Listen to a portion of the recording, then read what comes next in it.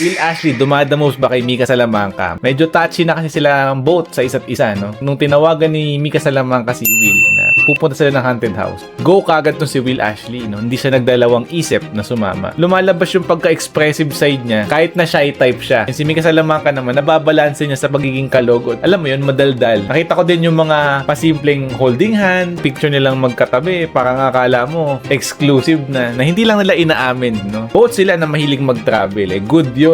Isang shy type at isang extrovert, no? Perfect match, no? Basahin natin yung ilang comments ng mga netizens dito. So, Will is shy type and Mika is so expressive. Bagay talaga silang dalawa. Yung mga bagay na hindi pa nagagawa ni Will kaya ibigay ni Mika. And it's worth it naman kasi Will is so appreciative. Mika and Will deserve each other. Oh, diba? Mick brain ako before pero Will is so consistent since day one and they look so happy and genuine naman. Doon tayo kung saan masayang everyone. Go!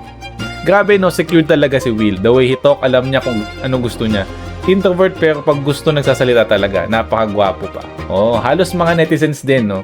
Fan din itong Mika at Will Ashley. Tingin ko, malapit na silang umamin eh. Take note, ha? Napa-extend pa ni Will Ashley si Mika Salamanca na mag-isa pang araw sa Vietnam. Ang lakas talaga ni Will Ashley kay Mika Salamanca. Kaya ba guys, anong tingin niyo sa couple na to?